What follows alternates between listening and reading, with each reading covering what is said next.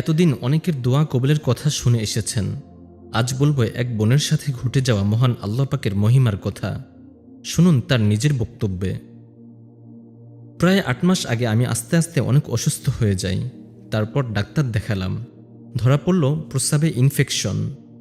Doctor কিছু ওষুধ দিলেন আর বললেন বেশি করে পানি খেতে, তাহলে আমি সুস্থ হয়ে যাব।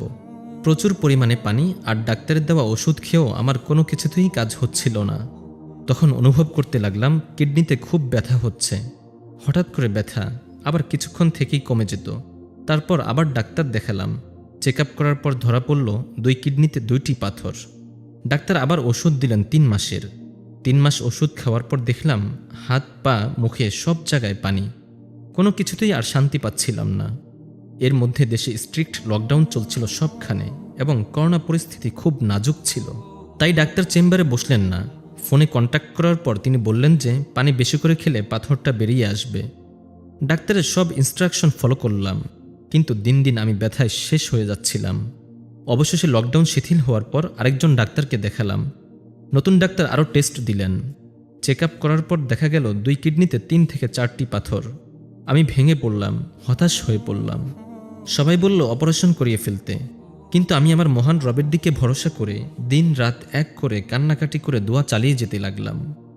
ডাক্তার ঔষধ দিলেন 1 মাসের, বললেন আশা করি এই ঔষধেই সেরে যাবে। এই 1 মাসের মধ্যেই তীব্র ব্যথা শুরু হতো আর মনে হতো এখনই বুঝি মারা যাব। কিডনির পাথরের ব্যথাকে নাকি প্রসবের ব্যথার সাথে তুলনা করা হয়। আস্তাগফিরুল্লাহ। সেই ব্যথা নিয়ে 1 মাস পর আবারও ডাক্তার দেখালাম।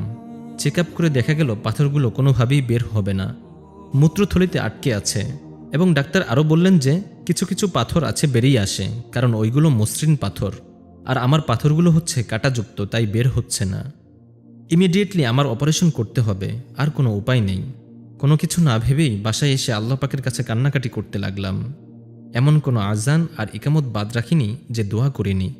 শত ব্যস্ততার মধ্যেও যদি দেখতাম বাইরে বৃষ্টি হচ্ছে, তখনই সব কাজ ফেলে আমার রবের কাছে 2 হাত তুলে কাঁদতাম আর বলতাম আল্লাহ তুমিই পারো মিরাকল ঘটাতে। আমার কাছের দূরের যত মানুষ আছে সবাইকে বললাম আমার জন্য একটু দোয়া করতে। মা তো নাওয়া খাওয়া ছেড়ে সারা দিন রাত আমার জন্য দোয়া করতেন। মায়ের দোয়া নাকি বিফলে যায় না, এই জন্যেই হয়তো মা আরও বেশি দোয়া করতে লাগলেন। অবশেষে সিদ্ধান্ত নেওয়া হলো অপারেশন করিয়ে ফেলব। তাই আবারও একটা টেস্ট করতে হবে পাথরগুলোর অবস্থান জানার জন্য। পরদিন আবার টেস্ট করালাম। আজ আমি বাসা থেকে বের হলাম আর আমার আল্লাহ পাককে অন্তর থেকে ডাকতে লাগলাম, আল্লাহ তুমি একটু রহমত করো। সারা রাস্তায় এমনকি ডাক্তার রিপোর্ট দেখে বলার আগ পর্যন্ত দরুদ ইস্তিগফার মুখ থেকে সরছিল না। আলহামদুলিল্লাহ। কেন জানি এবারের রিপোর্ট দেখার আগ মুহূর্তটা আমার পরীক্ষার রেজাল্ট বের হওয়ার আগে যে একটা বুক ধরফর করত, ঠিক তেমন করতে লাগলো। এর আগে কত রিপোর্ট দেখলাম, কিন্তু এমন হয়নি। ডাক্তার রিপোর্ট দেখে আমাকে বললেন আপনি বাসায় যান, গিয়ে ঘুমান। আমি জিজ্ঞেস করলাম স্যার বাসায় গিয়ে ঘুমাবো মানে? বুঝলাম না। ডাক্তার বললেন যে আপনি যেখানে অপারেশনের প্রস্তুতি নিয়ে ফেলেছেন সেখানে রিপোর্টে এসেছে আপনার 2 কিডনিতে 1টি পাথরও নেই। সাথে সাথেই আমি স্তব্ধ হয়ে গেলাম এবং একপাশ থেকে একজন লোক বলে উঠল আলহামদুলিল্লাহ। তখন থেকে বাসায় আসার আগ মুহূর্ত পর্যন্ত 2 চোখ বেয়ে পানি ঝরছিল আর মন থেকেই আপনা আপনি আলহামদুলিল্লাহ আলহামদুলিল্লাহ আল্লাহু আকবার বের হতে লাগলো। মনে হচ্ছিল হসপিটালে আমার মহান রবকে সেজদা দিয়ে শুকরিয়া জানাই। আমার আল্লাহ আমাকে কোনো দিন নিরাশ করেননি, আলহামদুলিল্লাহ।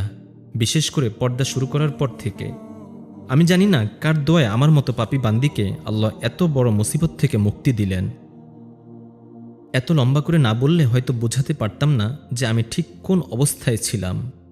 হয়তো বোঝাতে পারতাম না আমার মহান রবের কুদরতি শক্তি। সুবহানাল্লাহ।